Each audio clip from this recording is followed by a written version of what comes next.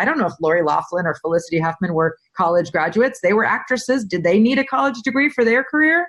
I don't think so. You look at them and you just think, what was it that compelled you to think that your child needed something that you didn't even have?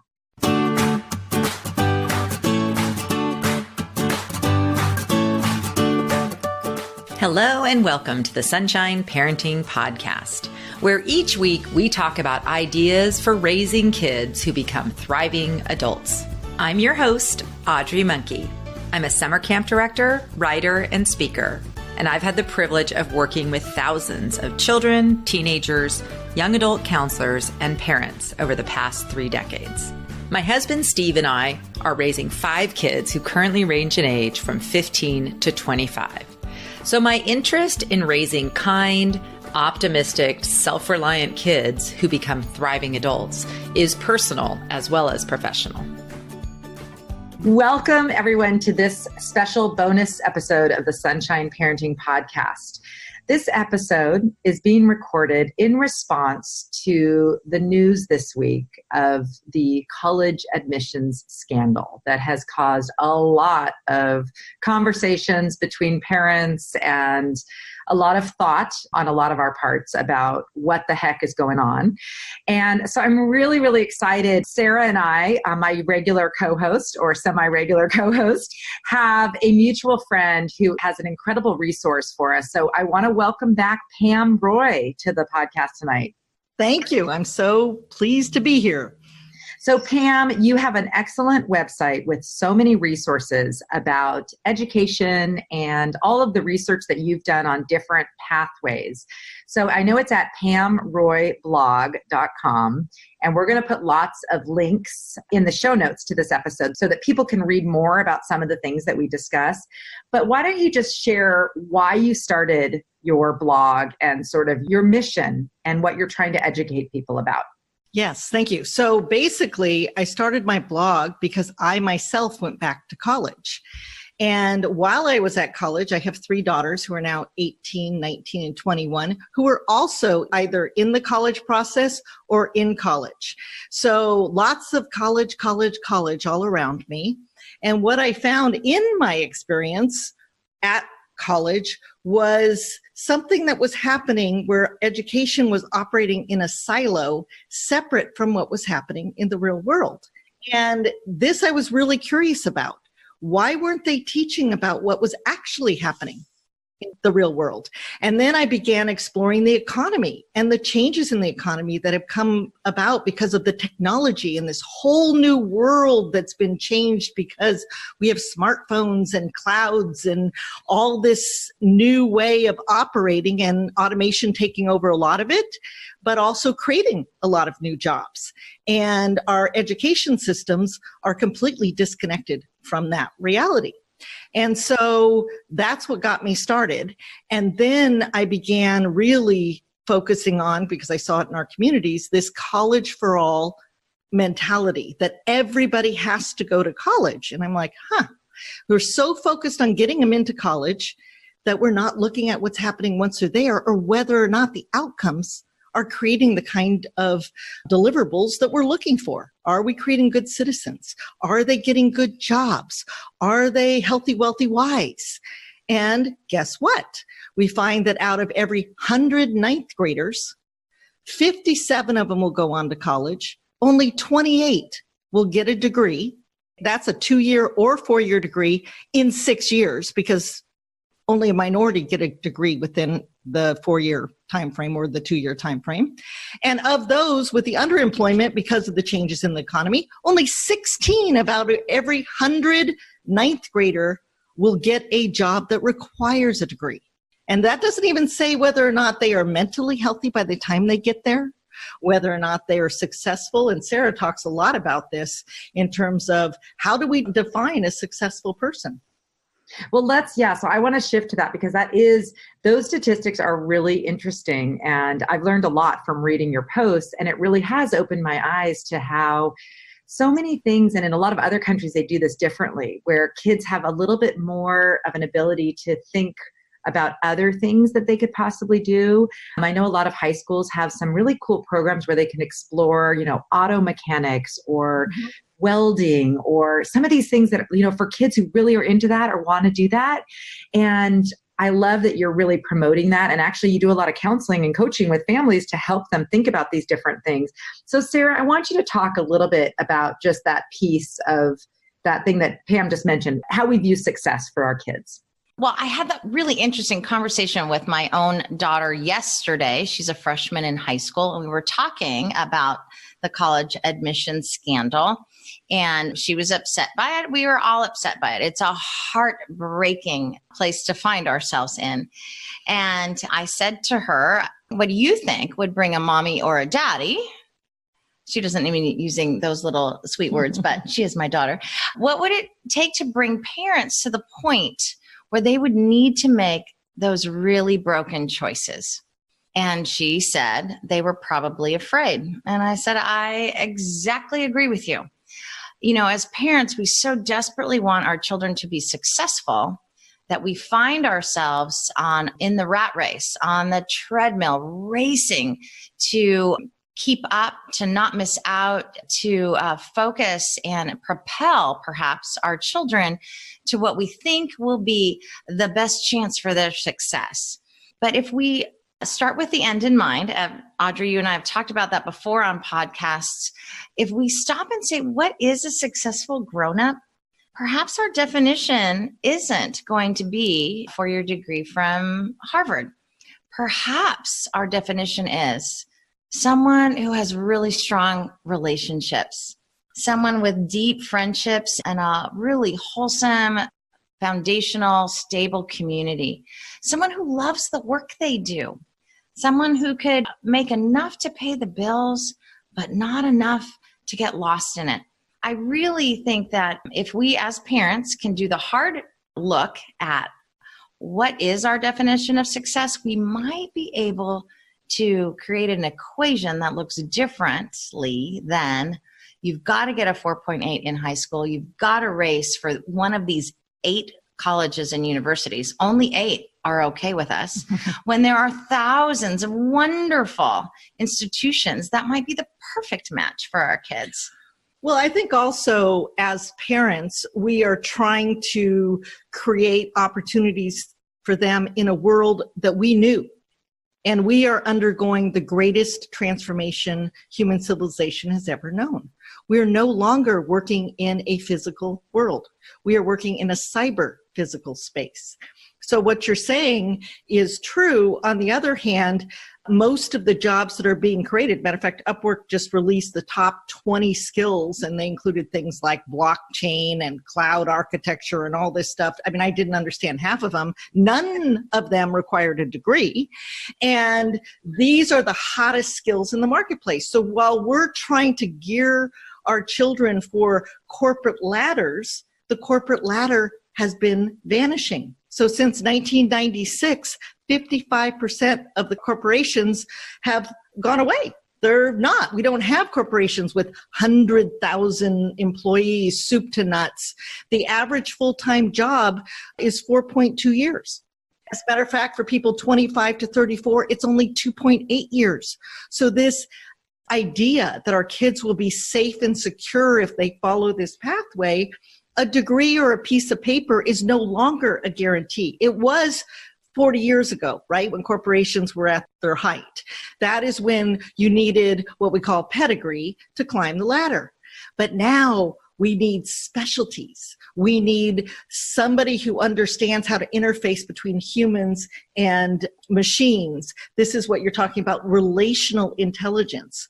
We are training our kids for task intelligence, right? Filling in a bubble. One of my favorite studies was done of 4-year-olds. And they took this ball that did lights up and it made sounds and things popped up, and they threw it in a room with 4-year-olds and they stepped out, and the 4-year-olds played with it and they figured out all the things that it did, and it did all the things it was supposed to do. Then the researcher sits with the 4-year-old and shows him how it lights up, and he pushes the button. Guess what? Those kids only push the button. Okay, that is filling in the bubble on standardized tests. Human beings are not standardized. And our world needs all these different types of human beings.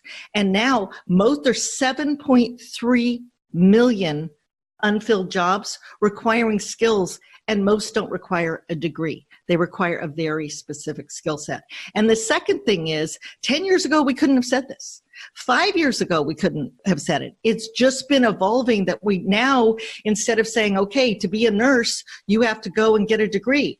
Well, now you can get a 10-week phlebotomy certificate, learn the trade, make $30,000 with your 10-week certificate, decide if it's something you want to do, and move on from there. There's all these pathways that have opened up as our industries have unbundled, right? We used to have to go to a doctor with a nurse. Then we could go to a clinic. Now we go to CVS. Right? It's retail. We're going down to all these specialties. It's also why MBA programs, applications are down 70%. That's a 70. Why? Because education today, even in our colleges, create generalists. And people are needing specialized skills. If you need somebody to do advertising, doing case studies of how it was done is no longer applicable. Right? Because you don't advertise the way you used to advertise. Now it's, do you know how to use the algorithms to capture the market, to know how to reach them, to have it pop up on your screen? Do you know how to do those things? That's what the companies need. They need to be agile. And I think, so one of the things that I just want to say is so interesting because in my family, everyone very much valued education. Mm-hmm. And fortunately, my parents were, well educated. They both went to college. My mom was an English literature major. My dad was an econ major, and then he got his MBA. And it was a big value in our family, education. Fortunately, both my sister and I were good students. We liked to read. It all worked out. And one of the things my parents always said was that they really liked the kind of liberal arts education because it forced you to be exposed to a lot of different things and learn how to think and write. And, you had to do a little science and a little of this and a little of that. I still think that for many people, that is a helpful path if they are going to be doing something that really requires writing or science or something like that. There are a lot of careers that do require that kind of education. However, the problem has become when we're trying to cram everybody, the squares, the triangles, and the hexagons into one round hole, which you can't all see my hands right now, but I was just making all of the shapes. And I think it's interesting, with this scandal, one of the things, and I think we have talked about this off recording, is that these parents, some of these parents I know are known by friends of friends, whatever. In one case, I know that one of the parents actually didn't go to college and was successful despite that in business, and yet was so sure that their child needed to go to college despite a lackluster high school career and some difficulties academically, that they would go to this extreme of paying to get them into a school that wasn't even in those top 8. So this was it was blowing my mind. I mean, we all got sucked into these transcripts, but reading through it, that to be at that point where you're so fearful that your child will not be able to figure out something that you even figured out. You know what I mean? Even without an education, here they are, these parents. I don't even know if some of the actresses, I don't know if Lori Loughlin or Felicity Huffman were college graduates. They were actresses. Did they need a college degree for their career? I don't think so. You look at them and you just think, what was it that compelled you to think that your child needed something that you didn't even have? Our culture. Yeah. We have created a brand. Yes. We have created an idealism because we hit this point 20 years ago where we decided that blue collar and trades were they're stigmatized. And so everybody who is going to be successful for prestige, it's like carrying the right handbag, right? Or purse. It's that is something that you were a successful parent, right? And so the term parenting didn't even come into being as it is used today until the 1970s. And suddenly we are going to shape these kids. So all of a sudden we're jumping in. But what you're saying is true in terms of the liberal arts or the whatever. But on the other hand, it is a luxury few can afford. Okay. Because college is even state, but it's so expensive, and 4-year graduation rates are what make it so hard for people, because they're not realizing that when you go to even San Diego State, only 28% graduate in 4 years. So you are guaranteed to have to take on that added expense that you didn't plan, often 33% more. This is where the personal debt comes into play, because parents have higher debt than this 1.5 trillion student loan debt. So, and salaries of those college graduates have been stagnant since 2002. Okay. And their net worth is now declined 70%. So we have this idealism born on an old idea, and we're not stepping back and realizing how much our worlds have transformed, what that means for the new economy, and the fact that our kids are entering an era that looks much different than what we knew. And it is not the corporate ladder. It is requiring a lot of, I call it the 5 C's. Collaboration, okay? Our schools do not teach collaboration. They teach individual achievement. Anytime you have ranking, you are not encouraging collaboration. Everybody in individual achievement is looking at somebody else as a competitor.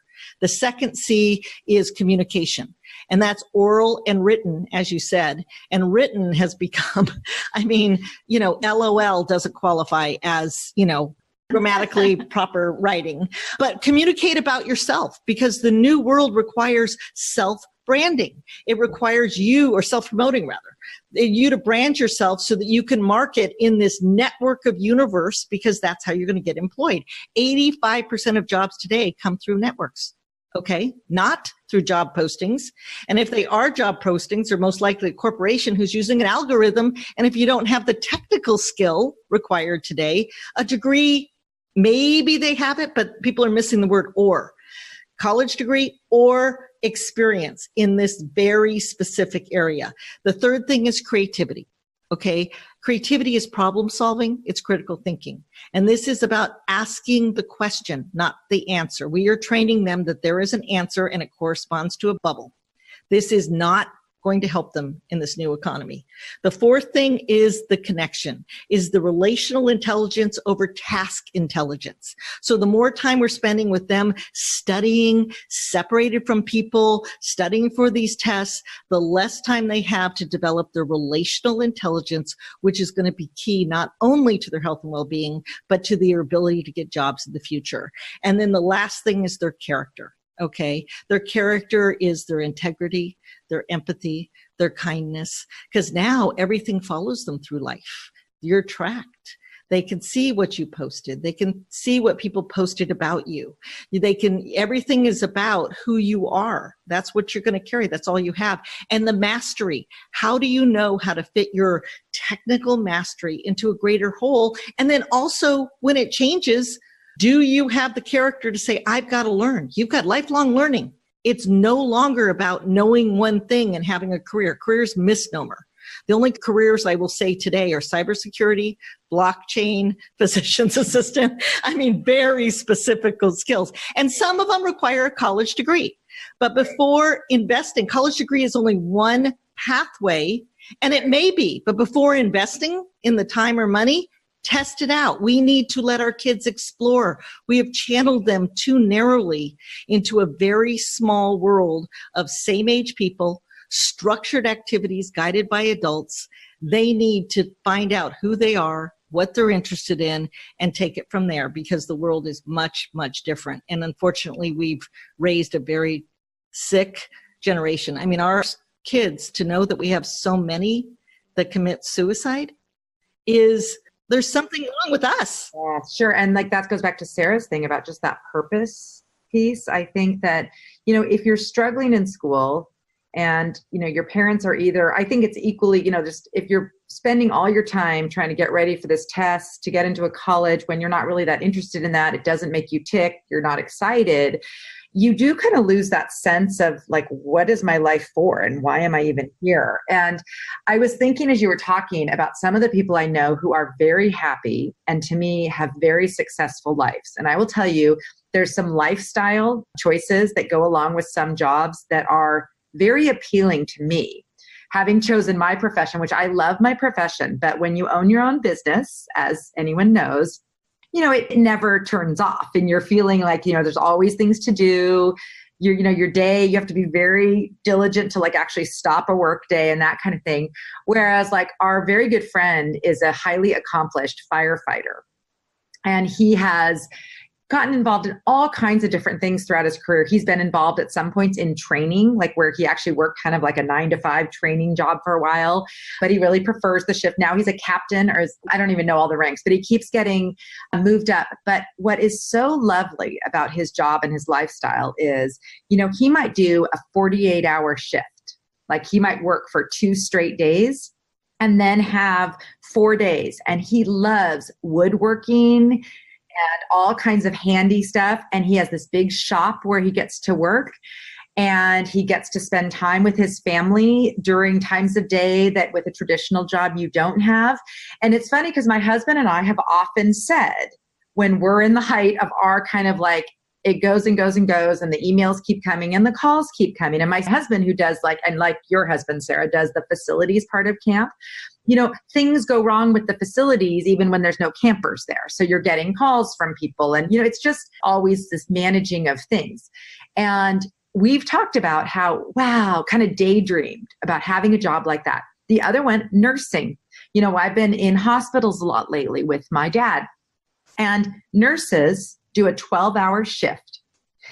And if you're, a parent and you can, you have a co-parent who's working with you, you could do 1 or 2 shifts a week and make a pretty darn good, salary and have time to take care of your house, do a hobby, see a friend. There's a lot of, so it's like, I think that's the other thing that when you think about happiness for your child, to me, there are some lifestyle choices that go along with different kinds of jobs. Being a flight attendant or a pilot, if you like to travel, I know it can get, old after time, but even something like that for a few years, amazing opportunity for many people. But the new economy is offering, I was just working with a 22-year-old last week, and he went to college for a year, dropped out. They said, go to community college, dropped out. And really, he loves tinkering with his hands. And he loves doing music and he loves doing all this stuff. And so we talked about, he's like, I kind of am interested in being a plumber. I'm like, well, you're going to make bank because do you know how much they make now? And not only that, you can form groups where you work together. And then when you want to go do a music gig, somebody's filling in for your clients, right? So the work-life balance for these millennials, they're choosing it. Okay, 70% choose the work-life balance. And I have a story with this with my nephew. I have 2 nephews. Both of them, one of them had a scholarship to a college. Both of them decided not to go to college. Both of them went in one worked in a warehouse and worked his way up to manager, bought a home. He lives in Northern California, flipped the home. Okay, his wife had a baby. She chooses to stay home. So they have choice. He makes $85,000 and he's 31 years old. My other nephew, he started as a truck driver for a big corporation. He's worked his way up. He ran a store, the whole thing. He makes 6 figures now. And his wife also had a baby and chose to stay home. This is the idea of choice. They have no debt. But what was interesting is he was offered when he was the manager of the store, and he was also at that time making about $80,000. And they said, oh, here's this job, but it's 4 days a week traveling to do the sales. And he said, no, I have a young son. I'm not going to give up the time with him. Thank you very much. And then 6 months later, this other job showed up that allowed him to be home. But he had the choice. And when you have debt, you do not have choice. So, and what we're finding with corporations now is they're realizing the disconnect between education and the real world, and they're creating and reskilling and retooling people who are working with them. And also finding their friends. And again, the networking and the referrals, they're finding that they can find better employees that are, so-and-so's cousin's brother is perfect for the job, right? And they fit in. So there's a whole new way of working, and we're still operating off of that. You go for a resume and you put something in a corporation. That's not how the world's operating anymore. So Sarah, I'm going to have you cut in, because I think one of the things I don't want people to be now more fearful that we're doing everything wrong. You know what I mean? Let's give people some tangible things. So I'm a parent, just, if you're a parent right now out there and you're listening to this stuff and going, oh my gosh, I've been scrambling around and worrying about AP classes and test prep. And I've been thinking that my kid needs to go to a college, and not only a college, but a specific college. And, if they're all been stressed, but now we're telling them, but now none of these jobs are going to be here. And now it's get stressed about that. Let's talk about how can we position our kids for a successful future? And what are some steps we can take, whether our kid is already an adult struggling or a junior high or a high schooler? What are just some simple things that we as parents can do to encourage our kids towards a path that will lead to their own personal success? Sarah, why don't you go first, and then Pam?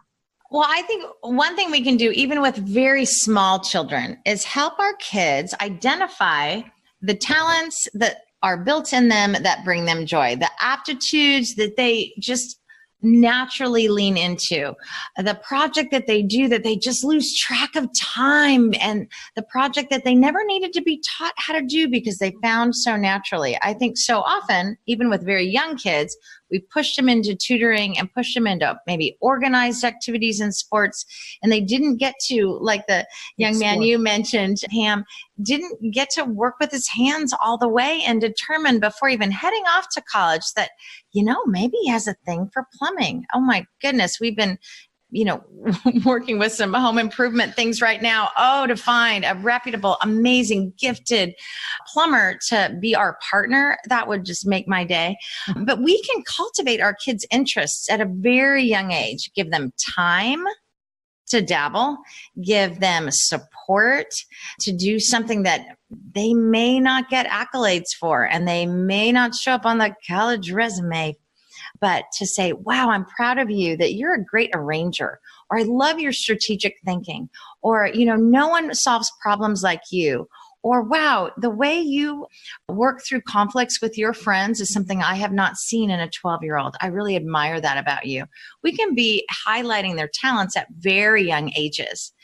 Along the way, we can also be modeling for them that we admire people who found their way to bliss or healthy success, not unhealthy success, but healthy success that didn't involve going to Yale.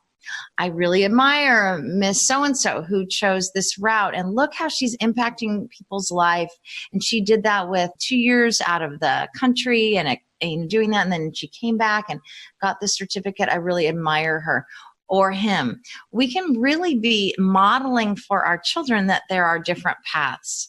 They will feel pressure from peers. They will feel pressure at work to have a 4.3. But we need to show them that we are really confident with their 3.2 or their 2.8, because they can make a brilliant contribution to their community, and they can have great friends and a really happy, successful future. Yeah, I agree totally. And the modeling thing is key because it starts with us. That's really all we have control over, is us reflecting how we view the world and how we treat others. Starts with that. But I think the other thing with the idea of having them explore volunteering, getting an opportunity to see, I think we have, if they're interested in something, we can tend to say, okay, let's do it, 9 million times and whatever. And I think just giving them the chance to explore it is really, really important. And there's lots of ways to do that. There's summer jobs, summer camp, where they're exposed to other people and other things. I mean, I think for me, I did that Coursera course on the science of well-being from the Yale professor, Dr. Santos, and she talked about reference points and how critical it was to well-being to have alternative reference point. So when we think of our kids' world as only being surrounded by school-related GPA test scores, and people who are valuing that, when they go out in the community and they do an internship or they do a CTE program, the career and technical training in a high school now, you could do hospitality and culinary and, vet tech and all these different things. People don't go in and say, hi, how's your GPA? No, they say, oh, you did a great job, or gosh, you care so much about the animals, or I love how you treated that customer. They get to see themselves in a bigger context of the world than just being. This is why it's so important to broaden our children's worlds. And I think that's really, really important for helping them. And there's job shadowing. I mean, ask a friend if they're interested in being a lawyer. Can my, son or daughter follow you for a day and see what you do? And, oh, you don't like that. Or now there's so many things online that they could take a class, or they can join a club, or they can create a club if they're very interested in something, and find other people, so that we're constantly creating connection and network within our learning and exploring. And then they maybe get bored with it, or they may say, hey, this is what's so beautiful about this. So it's not saying college is bad. College is an if and when decision now. Once you explore who you are, what you're interested in, figure out whether or not it's something that you would like to pursue further. There are plenty of pathways that allow you, whether it be a boot camp for coding, if you're interested in techie, or going to take a certification courses, you can now explore all that. And once you do and test it out, like, you have a chance of saying, ooh, I like that. I want to go further. And that requires a college degree. Then when they go to college, they are invested. But it may say, no, this field's changing so fast. You need to go credential, credential, credential.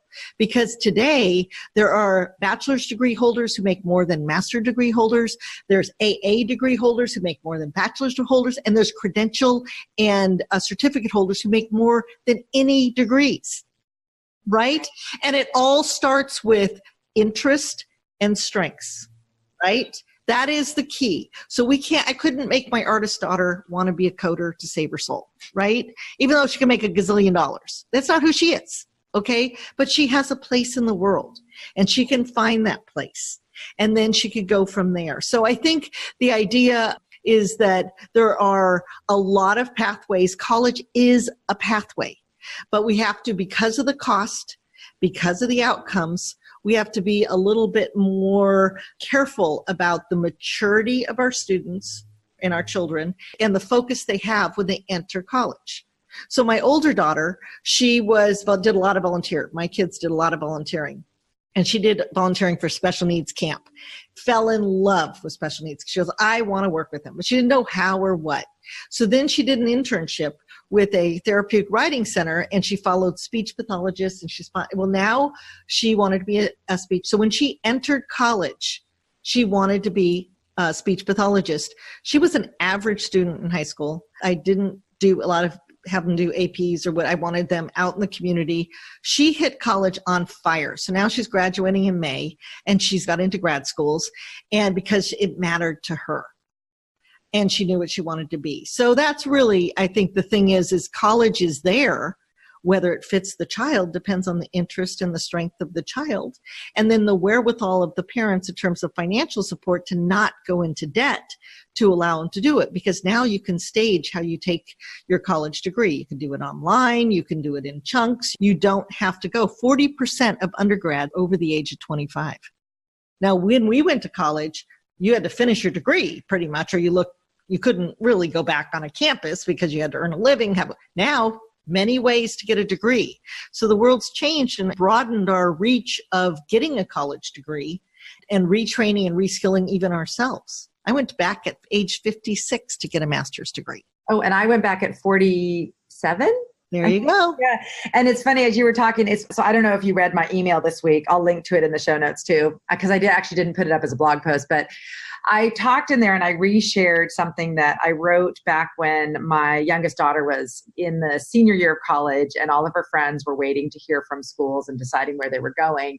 And I wrote a post called, it's something about who you are is more important than where you go.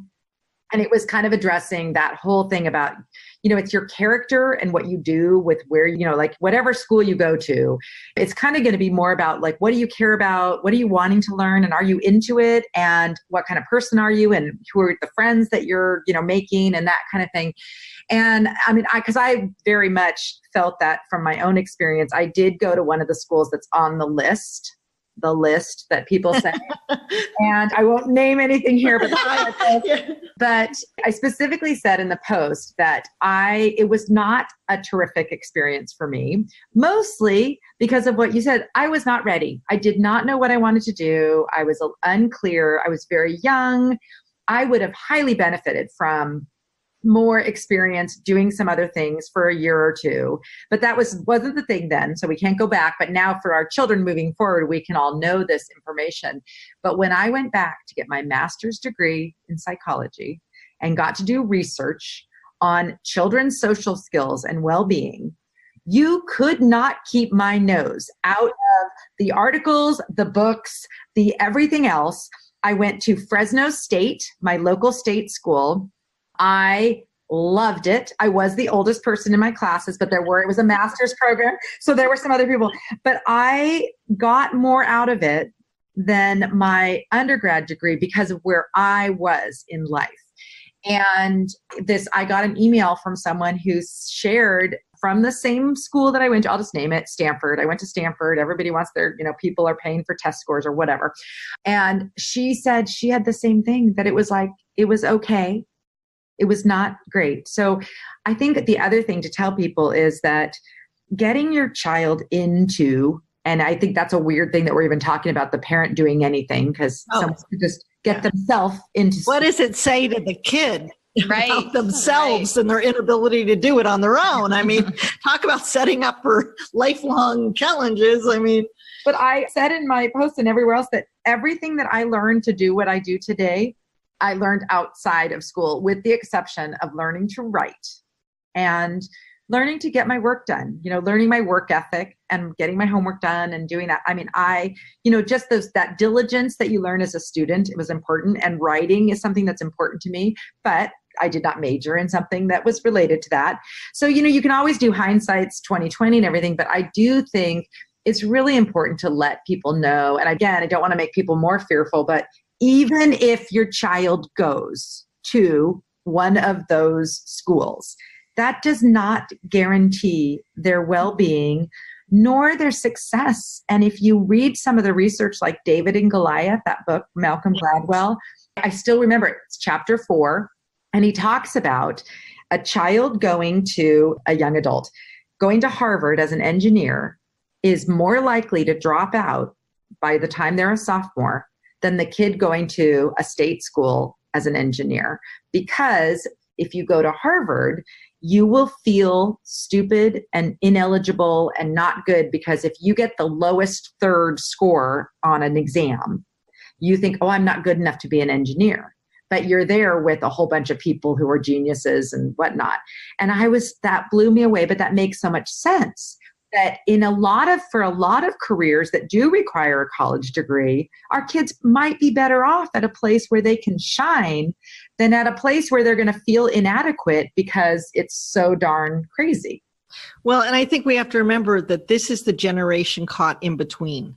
It's the old world and the old way of doing things and the new world, and we haven't quite caught up. So we're in this messy middle. Yes. And so with that is a lot of opportunity as well. Yes. It gives us choices we didn't have 5 years ago. We have these choices today. I mean, before we only could do one route, but now we have more routes. And as more and more people are looking to that, it gives them options, and it gives their children options. Unfortunately, right now we have such a cultural mandate for this beacon on the hill that we're calling college, that we're not really focusing on whether or not the outcomes, the cost, the time, what it's taking to get kids in it from kindergarten to all the way through. I mean, We have some serious challenges that we have to look at culturally, but the economy's changing it. So it's kind of moving, the more they look at what's happening with people who are in the trades making money, it's kind of like the revenge of the nerds, right? It's like, oh, those nerd people, and you got the jocks, and suddenly here comes the nerds, and they're like, whoa, and all of a sudden brains became it. Well, now brains are not becoming it. Now we have the collaborators. Yes. Those are the ones, the communicator, the relation, yes, all those C's. So yeah, because the automated stuff too, this is the other thing, that maybe computers are going to be able to do more automation stuff and take care of some things, but they can never do the human. And so we need good humans to run the world. We need good humans who are good friends and kind and can take a situation and think through how they can solve it together. I'm always reminded of that quote, alone I can go faster, together we can go farther. With any task, any job, any problem, we will be better off if we can work together to get there. Okay, Sara, any closing words? Because we've been talking a long time. I just want you to encourage people. Send us off with some encouragements here, because I don't want people to leave feeling more overwhelmed.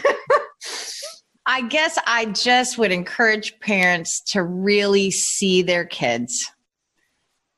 Don't see a scary future. Keep your eyes on that child you have and the amazing stuff that's already in them, and help them be their best self. There are so many opportunities waiting for them, building their confidence and building their independence so they are reaching those opportunities is really huge. If we make them think that they can't get there unless I'm doing it for them as their mother, now I have cut them off at the knees. So the more we allow our kids to explore and succeed and make mistakes and bounce back, the more they will be able to find those amazing opportunities. We really are in a sweet time of life. And parents, you guys are working hard. You're doing great. It's gonna be okay. And I think that just that modeling and the trust that our children will figure this out. They're more adept at understanding it than we are. We keep trying to put our lens. And, as you said, we all just need to be seen for who we are and acknowledged and loved for who we are, to say that we matter. And I think all of us will find our way. Yes. Thank you so much, both Pam and Sara, for being on. We'll put lots of links to all of your great research, Pam, and everything that you have. And I really want that list of the 20 top.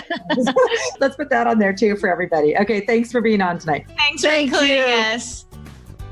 Hi, Sunshine Parenting listeners. I have some really exciting news to share. My book, Happy Campers, 9 Summer Camp Secrets for Raising Kids Who Become Thriving Adults, comes out on May 7th and is available for pre-order now. One of my favorite endorsements from early readers of the book came from one of my parenting education heroes, Dr. Michael Thompson. He says, Happy Campers is a joyful and wise parenting book. Drawing on her lifetime of experience as a camper, camp counselor, and camp director, Audrey Monkey shows us what is most important in the lives of children. She then takes the next step and teaches parents how they can recreate the magic of camp in their own homes. I have never read a more optimistic and well-grounded guide to parenting. For pre-order information about my book, visit happycampersbook.com. You'll find links to all your favorite book retailers there where you can pre-order your copy. Once you've pre-ordered, complete the pre-order form, and I'd be excited to send you some fun freebies, including the first chapter of the book in PDF form. It's called Camp Secret Number 1, Connection Comes First. I'll also send you an invitation to join my private Facebook group where I'll be discussing Happy Campers and sharing all kinds of resources, videos, and chats. Thank you so much for pre-ordering your copy of Happy Campers.